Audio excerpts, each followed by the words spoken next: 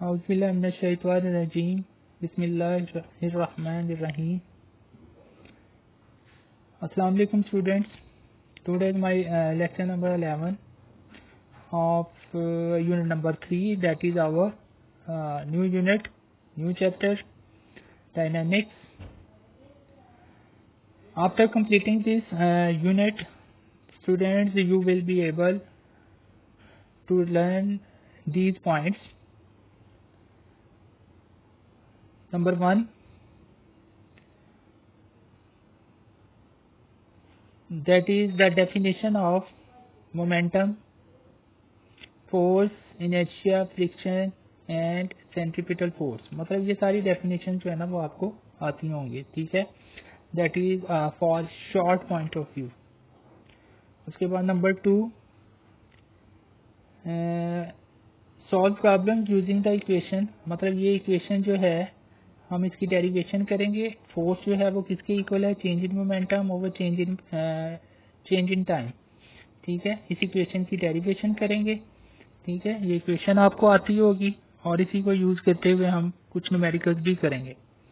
उसके बाद नेक्स्ट है आई will explain you the concept of force by practical example of daily life. Force जो है ना उसको एक्सप्लेन करूंगा डेली लाइफ से.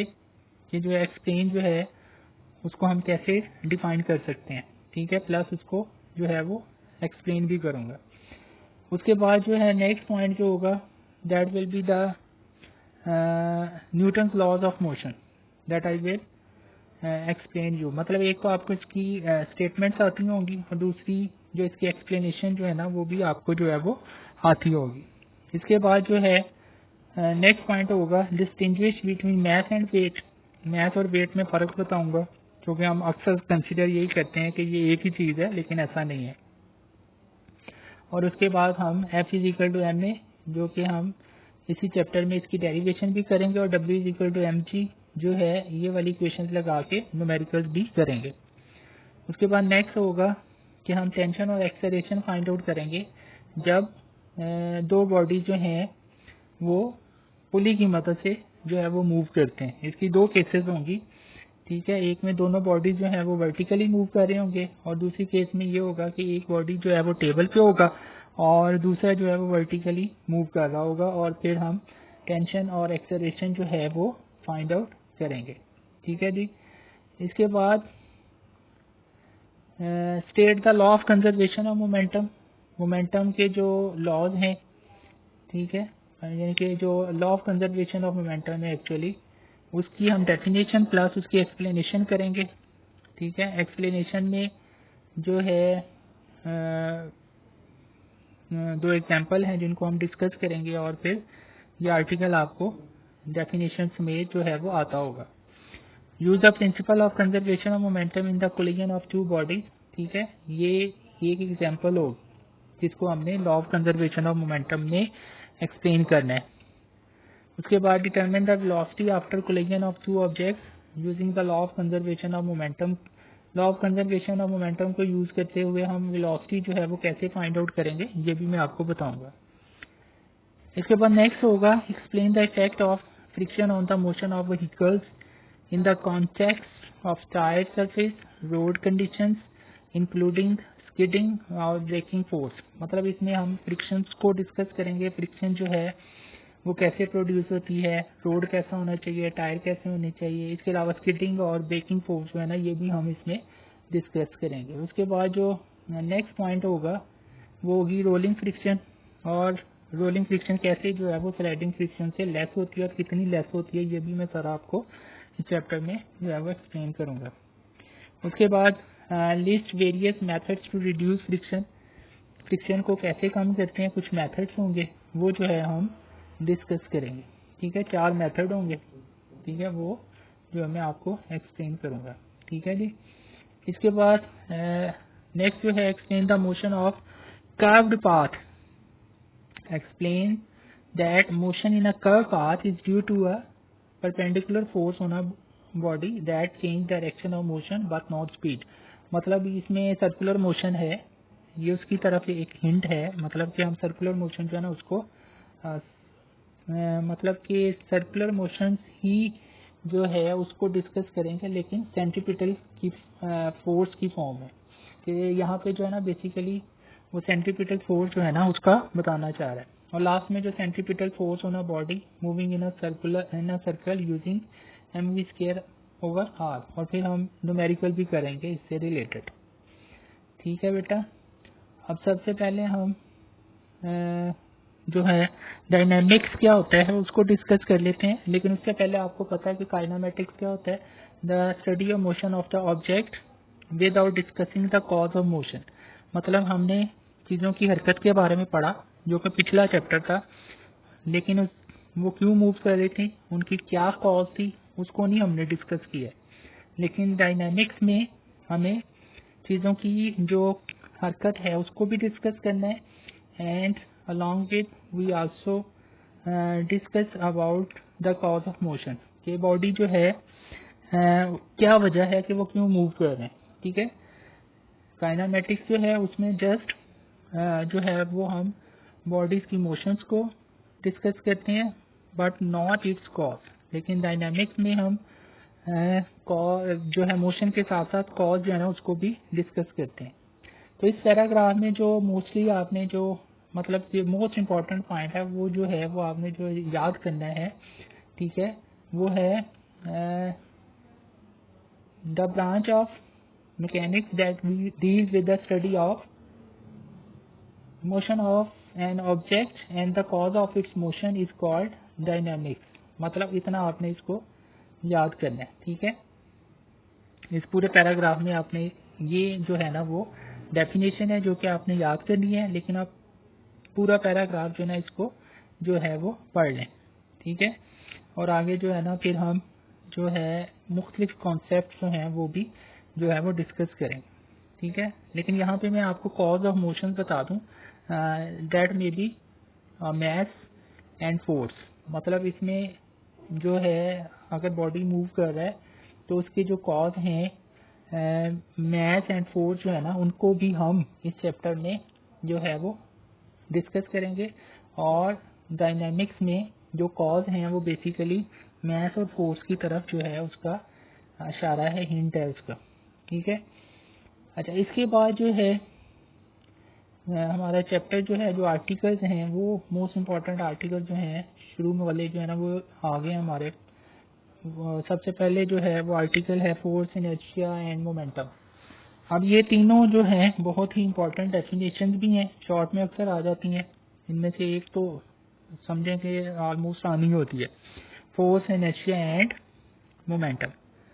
अच्छा, अब यहाँ पे वो सबसे पहले ये बताना चाह रहा है कि हमने जो है जो न्यूटन के जो लॉज हैं ना, 3 लॉज हैं, first, second and third laws, उसको हमने इस चैप्टर में जो है वो डिस्कस कर रहे हैं। एक्चुअली जो हमारा जो आर्टिकल है, जो मोस्ट इम्पॉर्टेंट आर्टिकल्स हैं वो न्यूटन लॉज ऑफ मोशन जो है ना उससे जो है वो स्टार्ट होते हैं। लेकिन लॉज ऑफ मोशन आने के लिए आपको ये जो 3 टर्म्स हैं फोर्स, इनर्शिया एंड मोमेंटम, ये आपको आने चाहिए। ठीक है, कि फोर्स क्या होती है, इनर्शिया क्या होती है और मोमेंटम जो है ना वो क्या होता है। सबसे पहले हम बात कर लेते हैं फोर्स की। ठीक है, अब फोर्स क्या है, जब हम एक दरवाज़ा है, डोर है, उसको जब हम ओपन करते हैं या क्लोज करते हैं, ठीक है, तो उसको जो है हम फोर्स लगाते हैं। ठीक है, पुशिंग कर रहे हैं या पुलिंग कर रहे हैं, ठीक है, ओपन कर रहे हैं या क्लोज कर रहे हैं, हम क्या करते हैं, फोर्स अप्लाई करते हैं। इसी तरह फिगर 3.1 है, ठीक है, उसमें आप देखें कि एक आदमी जो है वो कार्ड जो है ना उसको पुश कर रहा है फोर्स लगा के। ठीक है, उसके ऊपर लिखा भी हुआ है स्पेशल लड्डू पीठियां वाले। ठीक है ना तो कार्ड जो है उसको वो जो है वो मूव करवा रहा है फोर्स लगा के। अब वो उसको कैसे मूव करवा रहा है, या उसको आगे की तरफ भी ला सकता है, उसको वो टर्न भी कर सकता है लेफ्ट साइड पे, राइट साइड पे, और चाहे तो फोर्स लगा के वो उसको रोक भी सकता है।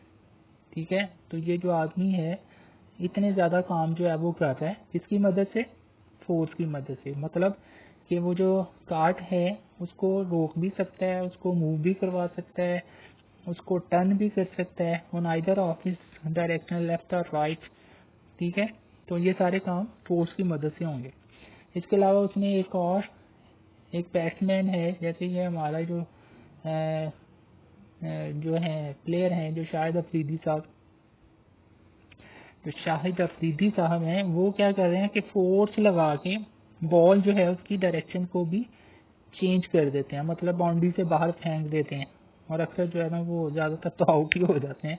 ठीक है, तो कोशिश करते हैं कि फोर्स लगा के जो बॉल आ रही है उसकी डायरेक्शन को चेंज किया जाए और उसको बाउंड्री से बाहर जो है वो भेजा जाए। तो ये सारा किसकी वजह से पॉसिबल है? फोर्स की मदद से। इसके बाद नेक्स्ट देखें, ये जो फिगर है 3.3, इसमें एक लड़का जो है क्या कर रहा है कि दीवार को जो है वो पुश कर रहा है। ठीक है, लेकिन दीवार जो है वो मूव नहीं कर रही, लेकिन वो कोशिश तो कर रहा है ना। ठीक है, टेंड्स टू मूव, वो मूव करने की कोशिश तो कर रहा है। ठीक है, फोर्स तो लगा रहा है, लेकिन जो है दीवार जो है वो मूव नहीं कर रही।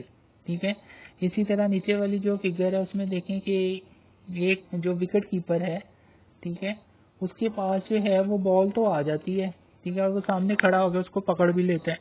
मतलब कि फोर्स लगा के आप एक मूविंग बॉडी को रोक भी सकते हैं। ठीक है, तो ये जितनी भी मैंने एग्जांपल बताई हैं, चारों एग्जांपल है, एक्चुअली 5 एग्जांपल। ठीक है, 3.4 तक तो ये होगी ना, और एक जो है वो डोर की एग्जांपल दे दी। अब इन सब को अगर हम सम अप कर दें तो हमारे पास जो है वो डेफिनेशन आ जाएगी फोर्स की। ठीक है, फोर्स क्या है? 5 काम करते हैं। 5 जो काम है ना वो आपने बताने हैं। अब force moves or tends to move, force move करती है या मूव करने की कोशिश करती है। स्टॉप अटेम्प्ट्स टू स्टॉप, रोकती है या रोकने की कोशिश करती है। ठीक है, क्या? The motion of a body. The force can also change the direction of motion of a body, जो कि शायद अफरीदी साहब कर रहे हैं कि फोर्स लगा के जो है डायरेक्शन ऑफ मोशन जो है ना उसको चेंज कर रहे हैं। तो फोर्स से ये 5 काम कर सकते हैं। Force moves or tends to move, stops or tends to stop the motion of a body. The force can also change the direction of motion of a body.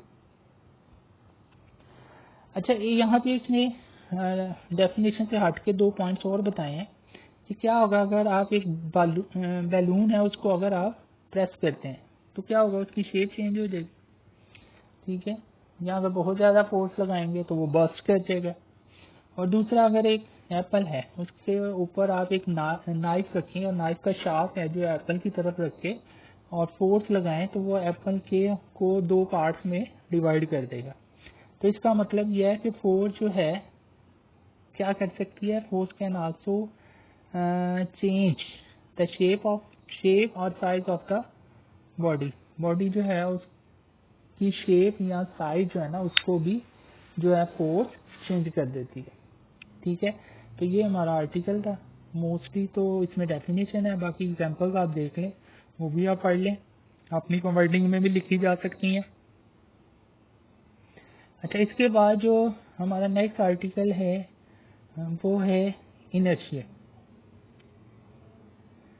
Inertia जो है उसके बारे में कॉन्सेप्ट तो वो न्यूटन का है, लेकिन गैलीलियो जो है उसने शुरू में ये ऑब्जर्व किया था कि जब किसी बॉडी को हम मूव करवाते हैं और या पहले से बॉडी मूव कर रहा है उसको रोक रहे हैं और वो हल्के बॉडीज हैं, ठीक है, तो हमें जो है वो फोर्स लगाना पड़ती है।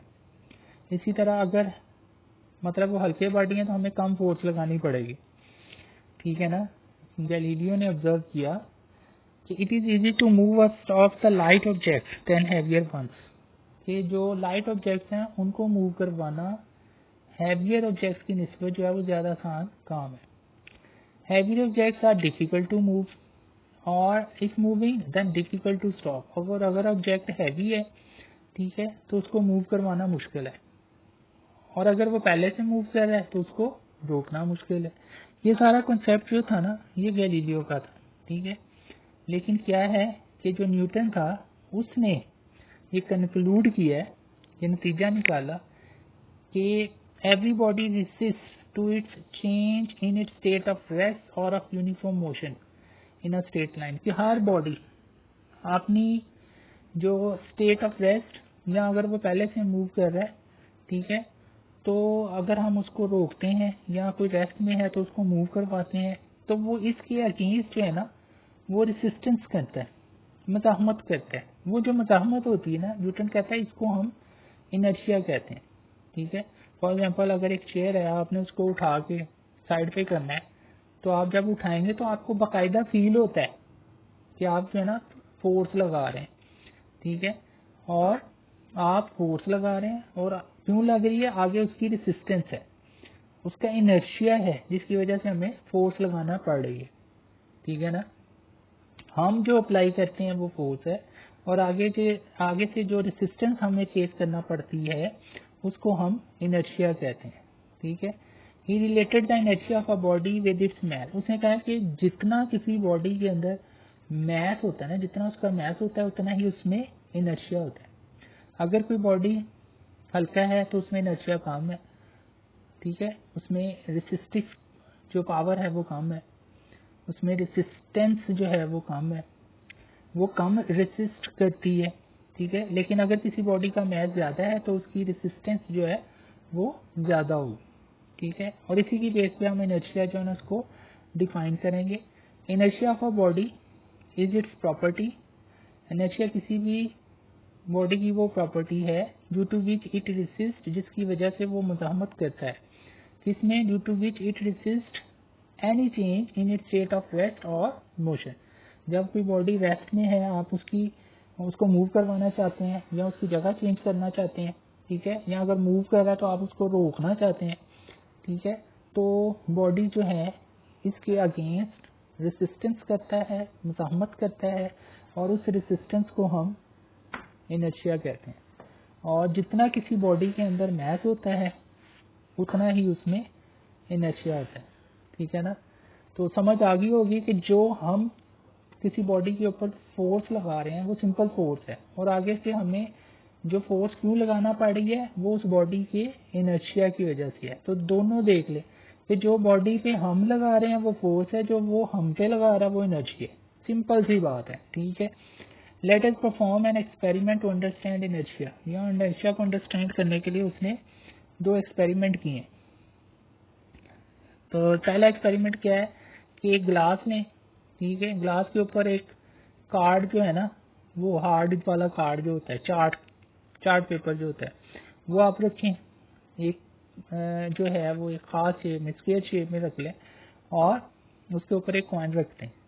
फिर आप उसको फ्लिक करें, अपनी जो फिंगर है वो इस चार्ट के पास ला के उसको जोर से जो है ना वो फ्लिक करें, तो आप देखेंगे कि जो कॉइन होगा ना वो ग्लास के अंदर गिर जाएगा।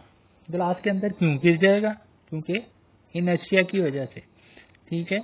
इनर्शिया जो है उसकी जो मज़ाहमत है, जो रेसिस्टिव फोर्स है, उसकी वजह से ये ग्लास के अंदर जो है ना ये गिर जाएगा। Take a glass and cover it with a piece of cardboard, place a coin on the cardboard as shown in figure.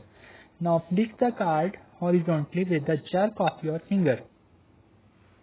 अब वो क्वेश्चन पूछ रहा है, does the coin move with the cardboard? No, क्योंकि हमने इतनी स्पीड के साथ को मूव करवाया है, इतनी जोर से उसको जर्क किया है या फ्लिक किया है, ठीक है, कि कॉइन को मौका ही नहीं मिला उसके साथ जाने का, ठीक है। अब वो उसकी जो रेसिस्टेंस के अगेंस्ट हमने काम किया और उसकी रेसिस्टेंस पे हमने कोई इफेक्ट नहीं किया, ठीक है। हमने फौरन जो है उसमें से फ्लिक करके कार्ड जो है उसके को नीचे से, उसके कॉइन के नीचे से निकाल लिया और वो कॉइन ग्लास के अंदर गिर गया।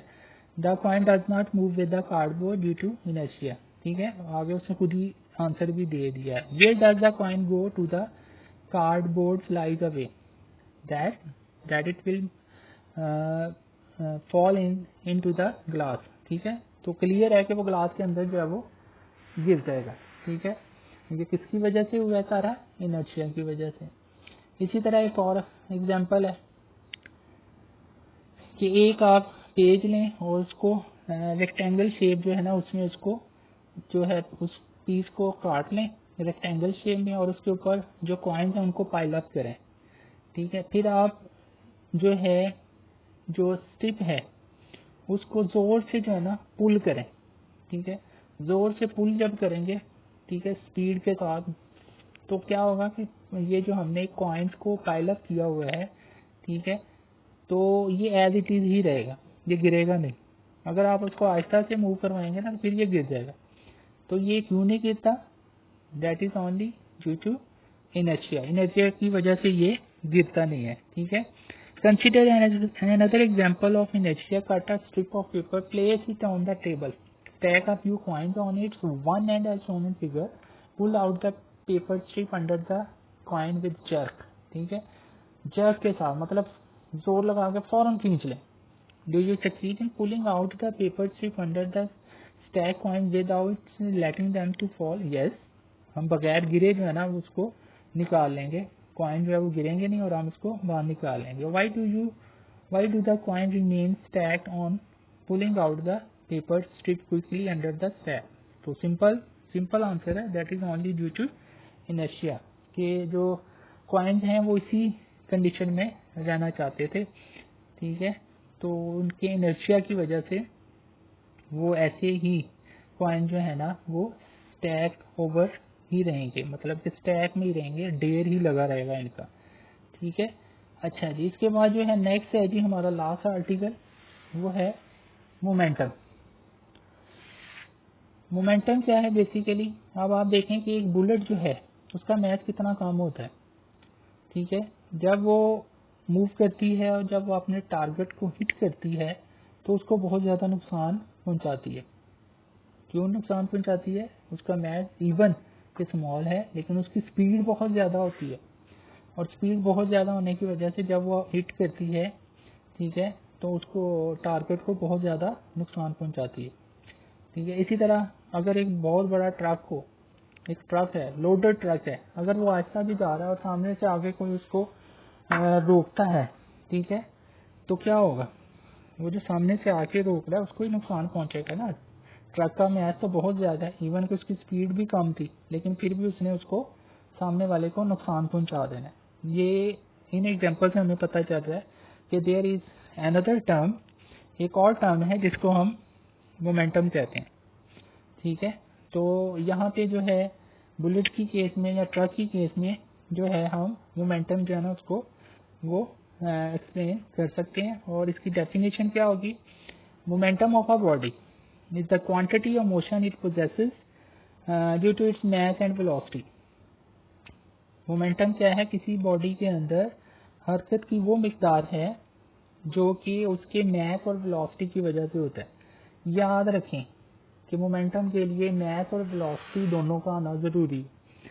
अगर एक बॉडी है वो मूव ही नहीं कर रहा, उसका मास है, तो उसमें मोमेंटम नहीं होगा, ठीक है।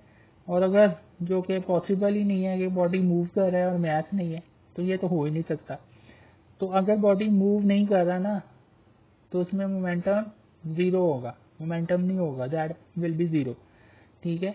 तो momentum of a body is the quantity of motion, यानी कि बॉडी का मूव होना जरूरी है, quantity of motion it possesses due to its mass and velocity. तो मोमेंटम जो है बेटा उसको पी से डिनोट करते हैं, ठीक है, पी से डिनोट करते हैं, और पी किसके इक्वल आ जाएगा हमारे पास? Because momentum is the product of mass and velocity, so P is equal to M B, ठीक है। तो ये हमारे पास इसकी इक्वेशन आ जाएगी। लास्ट में याद रखें कि मोमेंटम जो है ना एक वेक्टर क्वांटिटी है, ठीक है, मतलब इसकी डायरेक्शन भी होती है। और दूसरी बात कि इसका जो यूनिट है, क्योंकि ये एक फिजिकल क्वांटिटी है, मेजरेबल क्वांटिटी है, तो इसका ऐसा यूनिट भी होगा, और इसका यूनिट क्या होता है? किलोग्राम मीटर पर सेकंड।